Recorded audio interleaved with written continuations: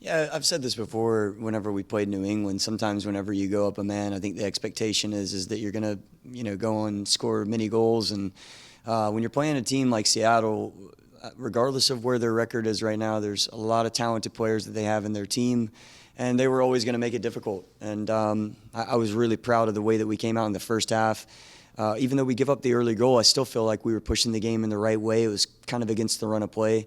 And I think we earned the penalty that we got. It was a great run in behind by Jared, and then we stayed on top of Seattle for the remainder of the first half. In the second half, what I told the guys was sometimes that's a little bit of the way the tempo goes. And as long as we see out the match, our goal coming into playing Seattle was to have 3 points, and that's what we achieved.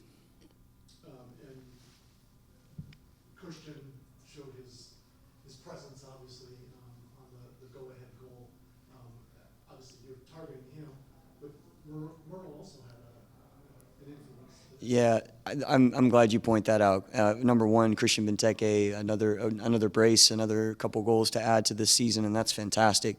And I thought that the second goal that he scored, this is something him and Aaron Herrera and Jared Stroud and Matty Click down that right side, they have a really good feel for him in the box and where he is and trying to pick him out. And I think it made it even easier to pick him out tonight because of Jacob Morel's performance. I mean, he was in the box. He probably could have gotten a goal himself. But, this is his first start in his MLS career, and he's had some appearances for us. But that's a big responsibility to come on and say, you're going to start versus Seattle Sounders, and we need you to have a big performance, and he did. Jason, Troy, when like you said, team goes down to 10 men, it can be more difficult. Generally speaking, it seems like your vision for the team is to really accelerate the pace of the game. And obviously, when the other team really does not want that to happen. What would you like to see the team sort of evolve, and when faced with that, whether it's 10 or 11, maybe a team comes in and is, parking the bus late to protect the result. Do you want to see the team slow the game down and break an opponent down, or do you want them to accelerate the pace beyond what the opponent can handle?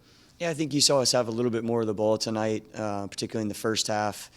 And whenever we're with the ball, what we want to do is continue to keep the tempo high. And I think we did that for large periods in the first half. In the second half, it just was kind of a choppy game, a lot of set pieces, too many fouls from us. And I think that breaks up the rhythm, actually. And so that's something that we have to be aware of. We want to be aggressive, but we don't want to create fouls that slow the game down and then allow them to put balls in our box that are really dangerous. I don't know if the game may be set up in a way where you couldn't get the chance, but was there any inkling to try and get Steve a few minutes in his first time in uniform this season? Yeah, I'm glad that you noticed that with Steve being on the bench for the first time this year. I think that was really important for the group to have their captain in the team, and he's probably another week away. And so if there was a situation tonight that he was that would have made sense for him, then I would have put him on. But I think that he's still another week away physically from really being able to impact the team. And so hopefully by next weekend versus Philadelphia, if we're in a similar circumstance where we're seeing out a match, that could be a really good step for him if he progresses in training this week. Okay, Coach, congratulations. Do you think the Jared Stroud struggled getting control of the ball in the Seattle backs in the second half? I think we all did in the second half. I wouldn't put it down to any one individual player.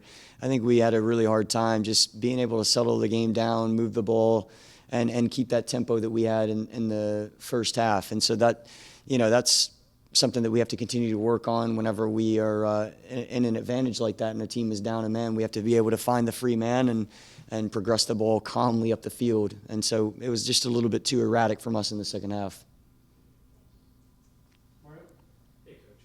Just want to ask, Alex Bono had some really incredible saves tonight. How can you speak on his performance on tonight's game and also just his performance overall so far this season?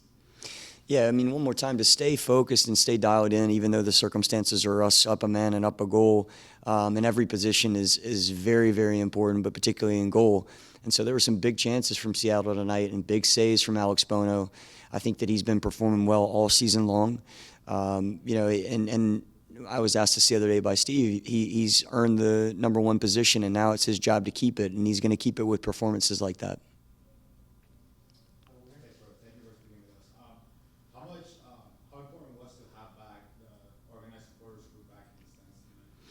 Yeah, I mentioned this as well. You know, from our standpoint, it's great to have everyone back in the stadium supporting the team.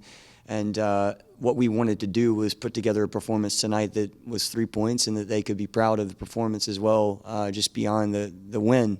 And I think that in the first half, we really delivered that in a big way. And then certainly the 3 points at the end of 90 minutes is something that's special to deliver to all of our supporters. We want to see out a complete performance, though, and that's still something that I think that we're after. And, you know, hopefully against Philadelphia next week, we can have another opportunity at that. Thinking of, you brought Gabriel Pirani out of the game. I think it's fair to say over the course of the season there's been good moments and then some games where he couldn't quite connect with the rest of the group.